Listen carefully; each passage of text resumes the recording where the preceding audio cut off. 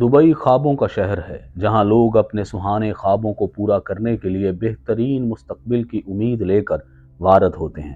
لیکن دبئی ہمیشہ سے ایسا نہیں تھا۔ یہ مچھواروں کی بستی تھی، لیکن پھر ایسا کیا ہوا کہ دبئی دیکھتے ہی دیکھتے ایک عالی شان اور کامیاب ترین ملک بن گیا۔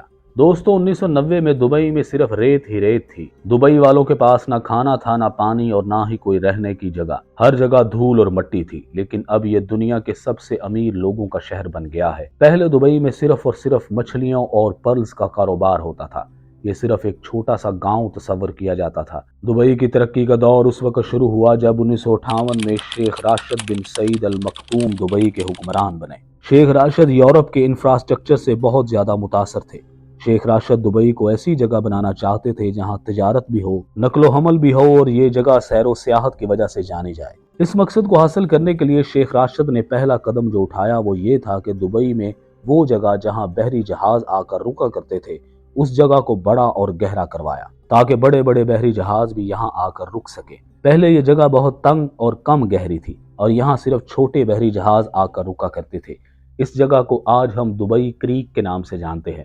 اس جگہ کو ڈیولپ کرنے کے لیے دبئی کی آمدنی کا تقریباً 90% حصہ خرچ ہوا۔ دبئی کے لوگوں نے اس پر شیخ راشد کو بہت زیادہ کرٹیسائز کیا، لیکن اس کو بنانے کا بہت فائدہ ہوا کیونکہ اس سے دبئی کی اکانومی بہترین ہو گئی۔ اس سب سے جو بھی پیسہ آنا شروع ہوا، شیخ راشد اس کا دبئی کا انفراسٹرکچر بلڈ کرنے پر لگا دیتے۔ انہوں نے دنیا بھر سے بڑے بڑے انجینئرز اور ماہر تعمیرات کو دبئی میں بلوا کر دبئی تعمیر کرنا شروع کروایا۔ 1966 میں دبئی کی زمین سے آئل نکل آیا، لیکن یہ بہت کم مقدار میں تھا۔ شیخ راشد جان گئے تھے کہ اس سے آنے والا پیسہ اتنا نہیں ہوگا کہ یہ شہر آباد ہو سکے۔ اس پر شیخ راشد نے ایک بات بولی تھی کہ میرے دادا اونٹ کی سواری کرتے تھے، میرے والد بھی اونٹ کی سواری کیا کرتے تھے۔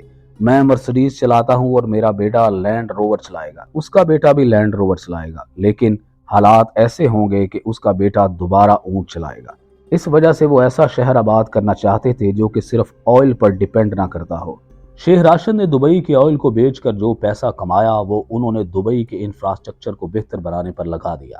1969 میں شیخ راشد نے ایک ماڈرن پورٹ بنوایا جس سے دبئی کی اکانومی اور بہتر ہو گئی اور دبئی آہستہ آہستہ گاؤں سے شہر میں کنورٹ ہوتا چلا گیا۔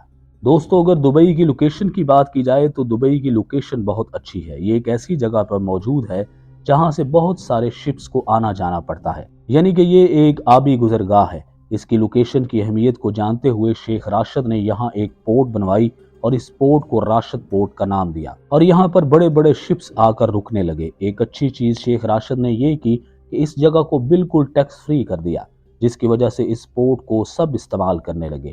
اس سے دبئی کے ارد گرد مارکیٹوں کو بھی بہت فائدہ ہوا اور دبئی کی اکانومی بہتر سے بہترین ہوتی چلی گئی۔ 1985 میں شیخ راشد نے دبئی کی اپنی ایئر لائن ایمریٹس بنائی۔ اس ایئر لائن نے تقریباً سب ایئر لائنز کو پیچھے چھوڑ دیا۔ 1990 میں شیخ راشد وفات پا گئے اور حکمرانی ان کے بیٹے محمد بن راشد ال مکتوم کے پاس چلی گئی۔ آج جو دبئی ہم دیکھتے ہیں وہ صرف اور صرف انہی کی بدولت ہے، لیکن اس کی بنیاد ان کے والد شیخ راشد نے رکھی تھی۔ شیخ محمد بھی اپنے والد کی طرح دبئی کو ایک عالی شان شہر بنانا چاہتے تھے۔ اس کے لیے وہ چاہتے تھے کہ دبئی میں بڑی بڑی عمارتیں بنیں، لیکن مسئلہ یہ تھا کہ نرم اور کچی مٹی پر اتنی بڑی بڑی عمارتیں کیسے بنائی جائیں، مگر شیخ محمد نے اس کا حل بھی ڈھونڈ لیا۔ شیخ محمد نے سوچا کہ دبئی میں موجود پہاڑ وی شکل کے ہیں، اس کا مطلب یہ ہے کہ یہاں ضرور کبھی پانی موجود رہا ہوگا، اس کی وجہ سے پہاڑوں کی شیپ کٹی ہوئی ہے۔ شیخ محمد نے یہاں پر ڈرلنگ کروائی اور واقعی پانی نکل آیا اور آج اس پانی کی وجہ سے بڑی بڑی عمارتیں قائم ہیں۔ شیخ محمد نے اپنی صلاحیتوں سے دبئی کی شکل ہی بدل ڈالی۔ اس انسان نے سارا فوکس دبئی کے انفراسٹرکچر کو بہتر بنانے پر لگا دیا۔ جو بھی چیزیں دنیا کے اندر مشہور تھیں ان کو بڑے سکیل پر دبئی میں بنایا گیا۔ آج دبئی میں بڑے بڑے ہوٹلز ہیں جن میں برج العرب ایک مشہور ہوٹل ہے۔ اس ہوٹل کو آرٹیفیشل آئی لینڈ پر بنایا گیا ہے۔ اس کا شمار دنیا کے سب سے بڑے ہوٹلز میں کیا جاتا ہے۔ اس کے علاوہ دبئی میں بڑے بڑے ٹاورز موجود ہیں جیسا کہ برج خلیفہ۔ دبئی میں بڑے بڑے مین میڈ آئی لینڈ بھی موجود ہیں جیسا کہ پام جمیرہ۔ دبئی میں بڑی بڑی گولڈ مارکیٹس ہیں جیسے کہ گولڈ سوک مارکیٹ۔ دبئی میں سب سے بڑا دبئی لینڈ موجود ہے جو کہ ڈزنی لینڈ سے 2.5 گنا بڑا ہے۔ دبئی میں ڈرائیور لیس گاڑیاں موجود ہیں، مسافروں کو کسی بھی قسم کی پریشانی کا سامنا نہیں کرنا پڑتا۔ دوستو، باقی گلف کنٹریز کی طرح دبئی صرف آئل پر انحصار نہیں کرتا۔ آج بھی آئل دبئی کی اکانومی کا صرف 1% ہے، جبکہ 99% حصہ دبئی اپنی کاروباری سرگرمیوں سے حاصل کرتا ہے۔ دبئی کی کامیابی کی ایک بڑی وجہ دبئی بننے والے رولز اینڈ ریگولیشنز ہیں۔ دبئی میں آپ کی گاڑی گندی نہیں ہو سکتی۔ اگر آپ کی گاڑی گندی پائی گئی تو آپ پر 200 درہم کا فائن لگ جائے گا۔ 200 ملکوں کی نیشنلٹی دبئی میں رہتی ہے۔ دبئی کے اپنے لوکل شیخ تو صرف 10% ہیں۔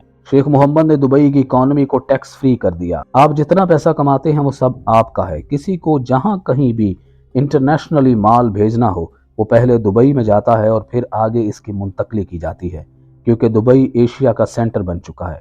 اس وجہ سے آج دبئی کو 3rd لارجسٹ ایکسپورٹ کنٹریز میں شمار کیا جاتا ہے۔